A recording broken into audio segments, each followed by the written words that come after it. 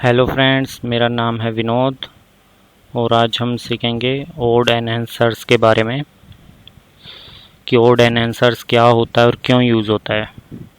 तो friends, last video में हमने जो बात की थी वो लोअर टाइम फ्रेम हमने सीखा था, higher time frame, intermediate time frame. Lower time frame हम जहाँ पे डिसीज़न लेते हैं कि हमें स्टॉक को बाय करना है, सेल करना है तो कहाँ पे करना है। अगर हमने डिसीज़न लिया है ख़रीदने का तो कहाँ पे ख़रीदना है उसको, वो हम जोन मार्क करते थे लोअर टाइम फ्रेम पे। तो लोअर टाइम फ्रेम पे ही हमें चेक करना होता है किसी भी स्टॉक में एंट्री लेने से पहले, या तो उसको हमें बाय करना है या उसको हमें सेल करना है। तो एंट्री लेने से पहले उस जोन के अंदर हमें एंट्री लेने से पहले ये चेक करना होगा कि उसका ओड एंड आंसर स्कोर क्या है। ठीक है, इसमें हमारे पास ओड एंड आंसर्स के लिए 3 क्वेश्चंस होते हैं। एक फ्रेशनेस होता है, एक स्ट्रेंथ होता है और टाइम होता है, जो हम जोन मार्क करते हैं, या तो डिमांड जोन या सप्लाई जोन, दोनों में एप्लीकेबल है ये। डिमांड जोन मार्क करते हैं तो सप्लाई जोन में सेम होगा जो डिमांड जोन में होगा। तो मैं आपको डिमांड जोन का बता देता हूँ। डिमांड जोन में हमें ये, जैसे डिमांड जोन मैंने एक यहाँ पे मार्क करके रखा हुआ है, ठीक है। Leg in candle, base candles हैं 2 और ये लेग आउट कैंडल है। तो इसमें जो डिमांड जोन है ये यहाँ बेस कैंडल की बॉडी पार्ट से लेके और बेस कैंडल की विक तक जो डिमांड जोन है, इसके अंदर हमें चेक करना होता है कि ये फ्रेश डिमांड जोन है या फिर टेस्टेड है। फ्रेश इन द सेंस कि इसको लेग आउट कैंडल के बाद अगर किसी भी कैंडल ने टच नहीं किया हुआ है, अगर किसी भी कैंडल ने अभी तक इसको टच नहीं किया है, इस प्रॉक्सिमल लाइन को, तो ये फ्रेश डिमांड जोन कहलाएगा। इसको हम फ्रेश डिमांड जोन बोलेंगे। लेग आउट कैंडल के बाद किसी भी कैंडल ने अगर इसको प्रॉक्सिमल लाइन को टच नहीं किया है एक भी बार, तो इसको हम स्कोर देंगे 3। फ्रेशनेस का जो स्कोर होगा वो 3 होगा, ठीक है। इसके अंदर ये भी मैंने एक डिमांड जोन मार्क करके रखा है। इसके अंदर अब ये देखिए, इस डिमांड जोन के बनने के बाद, लेग आउट कैंडल के बाद, जो भी पहली कैंडल अगर जब भी इसको प्रॉक्सिमल लाइन को टच करेगी, चाहे वो यहाँ पे करे, चाहे 4 कैंडल बनने के बाद या कितनी भी कैंडल्स बनने के बाद, फर्स्ट टाइम जब भी इसको प्रॉक्सिमल लाइन को टच करेगी जो कैंडल, तो फिर वो 1 टाइम टेस्ट हो जाएगा, उससे फ्रेशनेस नहीं रहेगी उसमें। वो जोन जो होगा डिमांड जोन या सप्लाई जोन, वो फ्रेश नहीं रहेगा। अगर एक बार भी कोई भी कैंडल उसको टच कर देती है तो फिर उसमें हम उसको बोलेंगे 1 टाइम टेस्टेड। जैसे कि यहाँ पे इस कैंडल ने इसको प्रॉक्सिमल लाइन को एक बार टच किया हुआ है, इन दोनों ने नहीं किया है, इस वाले ने किया हुआ है, तो ये 1 टाइम टेस्टेड है। इसमें हम स्कोर देंगे 1.5। फ्रेशनेस का जो स्कोर होगा, ये जोन अब फ्रेश नहीं है तो इसको स्कोर जो मिलेगा 1.5 मिलेगा। और इसमें एक कंडीशन ये है कि या तो 1 टाइम टेस्टेड हो, 1 टाइम टेस्टेड होना चाहिए, प्लस जो मैंने एक यहाँ पे ऑरेंज कलर की लाइन ड्रॉ की हुई है, ये प्रॉक्सिमल और डिस्टल लाइन के बीच में ड्रॉ की हुई है। मैंने कोई स्केल लेके नाप के एग्जैक्टली ड्रॉ नहीं की हुई है, बट प्रॉक्सिमल और डिस्टल लाइन के सेंटर में अंदाजे से ड्रॉ की हुई है। आप भी इसको अंदाजे से ड्रॉ कर सकते हैं। ये मतलब मिडल में होनी चाहिए, बीच में होनी चाहिए दोनों के। जितना गैप यहाँ पे दिख रहा है और जितना गैप यहाँ पे दिख रहा है वो इक्वल होना चाहिए, गैप यहाँ का और यहाँ का। तो ये सेंटर में ड्रॉ की हुई है मैंने। अब ये कंडीशन है इसकी कि ये जो ऑरेंज लाइन है इसके ऊपर होना चाहिए जो भी कैंडल उसको टेस्ट कर रही है। इस बीच वाली लाइन के अगर नीचे हो जाता है ये जो इसने टेस्ट किया हुआ है, जिस कैंडल ने इसको टच किया हुआ है प्रॉक्सिमल लाइन को, अगर ये इस मिडल लाइन के, ऑरेंज लाइन के अगर नीचे हो जाती इसकी ये विक, सपोज करो, मैं आपको समझाने के लिए बता देता हूँ। सपोज करो ये लाइन यहाँ पे इस तरीके से हो जाती, इसको एक बार मैं ब्लैक कर देता हूँ। सपोज कर लो ये ऐसे हो जाती लाइन। अब ऑरेंज लाइन टच हो चुकी है, इस कैंडल ने ऑरेंज लाइन को टच करके और उसके नीचे जा चुकी है ये लाइन, मतलब उसको ब्रेक कर दिया है सेंटर को। तो यहाँ पर हम उसको 0 स्कोर देते हैं, बट ऐसा अभी नहीं है तो इस लाइन को मैं हटा देता हूँ। कंडीशन क्या है 1.5 स्कोर देने के लिए कि एक ही बार टच होनी चाहिए प्रॉक्सिमल लाइन, एक से ज़्यादा बार टच नहीं होनी चाहिए, और जो एक बार टच होनी चाहिए वो सेंटर लाइन के ऊपर होनी चाहिए। ये कंडीशन है हमारी, इसमें हम 1.5 स्कोर देंगे इसको, इस फ्रेशनेस जोन को। ठीक है, थर्ड वाला जो हमारा है इसमें भी सेम डिमांड जोन मैंने मार्क किया हुआ है। ये जो मैं आपको डिमांड जोन मैंने यहाँ पे सभी किए हुए हैं, सप्लाई जोन में भी सेम चीज़ें एप्लीकेबल होंगी।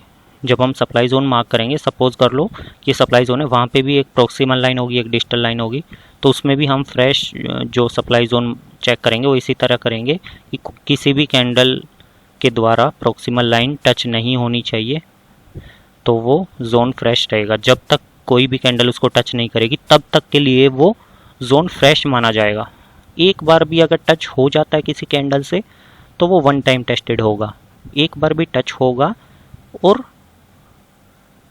जो मिडल लाइन होगी, सेंटर लाइन होगी, उसके ऊपर रहेगा उस कैंडल का जो विक होगा, जो बॉटम शेडो होगा वो उसके सेंटर लाइन के ऊपर होना चाहिए।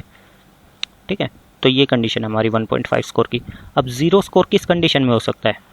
ये जैसे डिमांड जोन है, leg in candle, base candle, leg out candle, ये डिमांड जोन है, प्रॉक्सिमल लाइन, ये डिस्टल लाइन, ये सेंटर लाइन। तो एक बार कैंडल ने यहाँ पे टच कर दिया इसको, कैंडल ने एक बार इसको टेस्ट कर दिया यहाँ पे। अब दूसरी कैंडल बनी, सपोज कोई भी कैंडल बनी, दूसरी लेग आउट लेग कैंडल बनी या बेस कैंडल बनी, ग्रीन बनी, रेड बनी, नो मैटर, कोई भी कैंडल अगर बनती है, उसके बाद कोई भी कैंडल बनती है, मतलब जब कभी भी एक कैंडल इसको जब टच कर देती है, टेस्ट कर देती है, उसके बाद जब भी कोई दूसरी कैंडल यहाँ पे टेस्ट करेगी इसको, प्रॉक्सिमल लाइन को, इसको टच करेगी, तो वो 2 बार टेस्ट हो जाएगा, एक से ज़्यादा बार। जैसे मैंने लिखा हुआ है demand zone is more than 1 time tested और 1 time tested is more than 50%, then it will count as poor zone. तो इसका स्कोर जो होगा वो 0 होगा, स्कोर वुड बी 0। ठीक है, तो मोर देन 1 टाइम टेस्टेड है, एक बार यहाँ हो चुका था, दूसरी बार यहाँ हुआ है test, more than 1 time tested है। ठीक है, तो इसको 0 स्कोर मिलेगा। अगर ये मोर देन 1 टाइम टेस्टेड नहीं भी होता, सिर्फ 1 टाइम टेस्टेड होता, बट वो 50% से ज़्यादा होता, मतलब जो इसकी जो बॉटम शेडो है, ये विक है, ये सेंटर लाइन के नीचे होती, एक ही बार टेस्ट हुआ है, बट जो इसकी जो विक है या फिर कैंडल का कोई भी बॉडी पार्ट है वो इस सेंटर के नीचे होता, नीचे तक होता, यहाँ पे जोन यहाँ से लेके यहाँ तक है, ये सेंटर पॉइंट है। सेंटर पॉइंट के अगर नीचे तक होता है, यहाँ कहीं भी होता है, इस पार्ट में कहीं भी होता है इसका जो इसकी ये विक है नीचे की, या फिर इस कैंडल का बॉडी पार्ट, तो भी हम इसको 0 स्कोर देते, तब भी हम इसको 0 स्कोर देते। और एक से ज़्यादा बार, चाहे वो कितनी बार भी टेस्ट हो रहा है, तब भी हम इसको 0 स्कोर देंगे फ्रेशनेस को। ठीक है फ्रेंड्स, तो ये फ्रेशनेस के मैंने स्कोर बताए आपको। होता क्या है कि फ्रेशनेस, स्ट्रेंथ और टाइम, इन तीनों के स्कोर जब हम मैच करेंगे तो वो आउट ऑफ 7 में से हम करेंगे, आउट ऑफ 7 में से 5.5 स्कोर होना चाहिए किसी भी जोन में एंट्री लेने के लिए, तब जाके हमारा 99.9% प्रोबेबिलिटी हमारे फेवर में होगी। मतलब हमने बाय करने का डिसीज़न लिया है तो वो उसमें हम बाय करेंगे जब स्टॉक को, तो उसमें प्रोबेबिलिटी सबसे ज़्यादा रहेगी 99.9% कि वो स्टॉक ऊपर की तरफ ही जाएगा, या सेल करेंगे तो वो नीचे की तरफ जाएगा। तो ये सभी चीज़ें ज़रूरी हैं प्रोफेशनली इस चीज़ में करने के लिए, ताकि आप अच्छे से उस पर ट्रस्ट कर पाओ। जो भी आप जोन मार्क करोगे, डिमांड या सप्लाई जोन, तो आप उसके ऊपर अच्छे से ट्रस्ट कर पाओगे कि हाँ, जो मैंने मार्क किया है उसके अंदर प्रोबेबिलिटी काफ़ी ज़्यादा है। ठीक है, तो ये वीडियो काफ़ी लंबी हो जाएगी अगर मैं आपको स्ट्रेंथ और टाइम के बारे में अभी बता दूँ इस वीडियो में, इसलिए मैंने सिर्फ फ्रेशनेस के बारे में बात की है। नेक्स्ट वीडियो में हम स्ट्रेंथ की बात करेंगे, फिर टाइम की बात करेंगे कि इनका स्कोर हम कैसे आइडेंटिफाई करेंगे। ठीक है, फ्रेशनेस की प्रैक्टिस आप इस पे कर सकते हैं चार्ट पे, यहाँ पे कैंडल्स वगैरह ढूंढ के। जैसे मैं आपको एक एग्जांपल दे देता हूँ कोई भी, ये यहाँ पर जैसे एक जोन है, ये बेस कैंडल है, लेग कैंडल, लेग कैंडल। तो इसको जब हम मार्क करेंगे यहाँ पे प्राइस रेंज, यहाँ बॉडी पार्ट से लेके यहाँ तक। फ्रेंड्स मैं आपको एक चीज़ और क्लियर कर देता हूँ जो अभी तक मैंने क्लियर नहीं की है। पहले मैं ये डिमांड जोन यहाँ पे दिखा देता हूँ आप लोगों को। अब इस डिमांड जोन को देखिए, ये जो हमने मार्क किया डिमांड जोन, किसी भी कैंडल ने अभी तक इसको टेस्ट नहीं किया है, तो ये फ्रेश डिमांड जोन है, जैसे कि मैंने आपको यहाँ पे बताया था। तो इसको हम स्कोर देंगे 3 इफ़ डिमांड और supply zone on lower time frame. Lower time frame का मतलब है ये डेली का चार्ट जैसे मैंने ओपन किया हुआ है। अगर हम मंथली ट्रेडिंग कर रहे हैं तो मंथली का जो चार्ट हुआ वो हायर टाइम फ्रेम, वीकली का जो चार्ट होगा वो हमारा इंटरमीडिएट टाइम फ्रेम, और डेली का जो चार्ट होगा इसमें वो हमारा ये होगा लोअर टाइम फ्रेम। तो इस वाले पे हम डिसीज़न लेते हैं कि ख़रीदना है बेचना है। अब सपोज़ हमने ख़रीदने का डिसीज़न ले लिया है, लोअर टाइम फ्रेम पे हम इसको डिमांड जोन मार्क कर रहे हैं, तो उसमें हम फ्रेशनेस चेक करेंगे सबसे पहले कि क्या उस जोन को किसी ने टेस्ट किया हुआ है दूसरी कैंडल ने लेग आउट कैंडल के बाद। ये देखो फ्रेंड्स, जो हमारी लेग आउट कैंडल है, ये इस लेग आउट कैंडल के बाद किसी भी कैंडल ने उसको टेस्ट किया है या नहीं किया है। जो ये है, ये वाली तो हमारी लेग आउट कैंडल है, leg in base leg out. तो इस कैंडल के बाद से चेक करेंगे, इस कैंडल ने टच नहीं किया, इसने नहीं किया।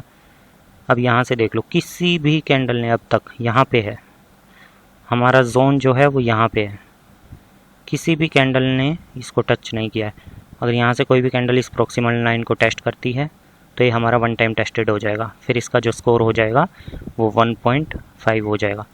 अच्छा फ्रेंड्स, मैंने आपको अब तक एक चीज़ अपडेट नहीं की है, आपको बताया नहीं है कि जब भी हम ये मार्क करते हैं, ये जोन वगैरह जब भी हम मार्क करते हैं, तो इसमें हम बेस कैंडल के बॉडी पार्ट से लेके और नीचे जो भी लोवेस्ट पॉइंट होता है वहाँ तक करते हैं। ये चीज़ मैंने आपको बताई थी, बट इसमें 2 कंडीशन होती है फ्रेंड्स।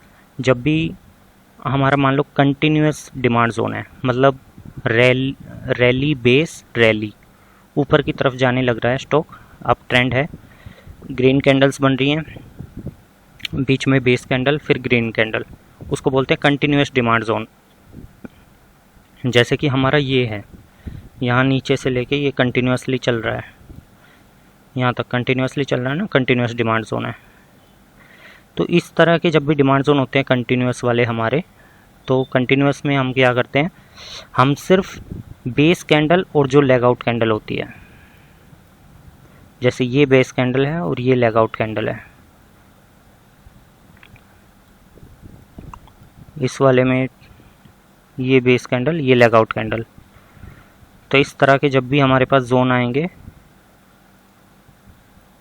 उसमें हम जब मार्क करेंगे जोन, मैं इस पे बता देता हूँ आपको मार्क करके।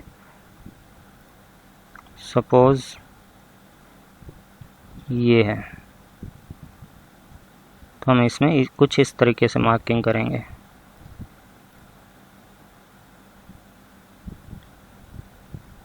ये देखो फ्रेंड्स, ये लेग इन कैंडल, ये बेस कैंडल, ये लेग आउट कैंडल। तो इस तरह के हम जब भी जोन मार्क करेंगे कंटिन्यूस वाले में, तो कैसे करेंगे, बॉडी का जो बेस कैंडल का जो बॉडी पार्ट होगा वहाँ से लेके और नीचे जो लोवेस्ट होगा, यानी कि लेग आउट को और बेस कैंडल को कंसीडर करेंगे, लेग इन कैंडल को हम कंसीडर नहीं करेंगे मार्क करते टाइम। अब मान लीजिए इसकी अगर जो ये विक है, बॉटम शेडो है, अगर ये यहाँ की जगह यहाँ कहीं होती तो हम इसको वहाँ पे नहीं लेके जाते, इसको हम लेग इन कैंडल को कंसीडर नहीं करते, बेस कैंडल और लेग आउट कैंडल में से। अब लेग आउट कैंडल की अगर टॉप शेडो यहाँ पे होती तो हम इसको यहाँ से लेके और जहाँ कहीं भी होती वहाँ तक लेके जाते इसको, डिजिटल लाइन को। प्रॉक्सिमल लाइन बेस कैंडल के बॉडी पार्ट से लेके, और जो डिस्टल लाइन हम मार्क करते वो कहाँ पे करते, जो भी इनकी लेग आउट कैंडल और बेस कैंडल में से जिसकी भी विक सबसे नीचे होती।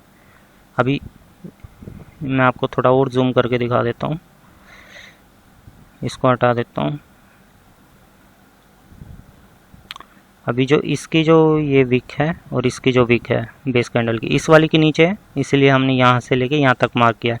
अगर लेग आउट कैंडल की विक नीचे होती तो हम यहाँ से लेके वहाँ तक मार्क करते। ठीक है फ्रेंड्स, अब मैं आपको बता देता हूँ, ये मैंने आपको बताया था कंटिन्यूस जो जोन होते हैं उनमें हम कैसे मार्क करते हैं। अब सेम मैं आपको पैटर्न बता देता हूँ रिवर्स वाले में, जिसमें मतलब कि पैटर्न रिवर्स हो रहा है। जैसे कि ये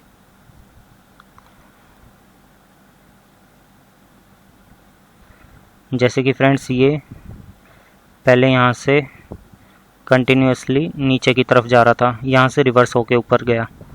तो जो रिवर्स वाले होते हैं उसके अंदर अगर हमें मार्क करना पड़ जाए जोन, तो हम किस तरह से करेंगे।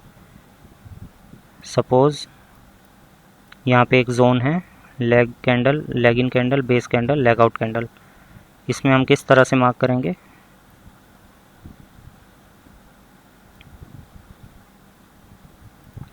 यहाँ से लेके यहाँ तक। अब ये जो लेग इन कैंडल है हम इसको भी कंसीडर करेंगे। इसको कंसीडर करने का मतलब है, अगर इसकी जो ये विक है, ये और इस बेस कैंडल की विक और लेग आउट कैंडल की विक, इन तीनों की विक में से जो ये बॉटम शेडो है, जिसकी भी सबसे नीचे होगी ना डिस्टल लाइन, वहाँ पे ड्रॉ करेंगे।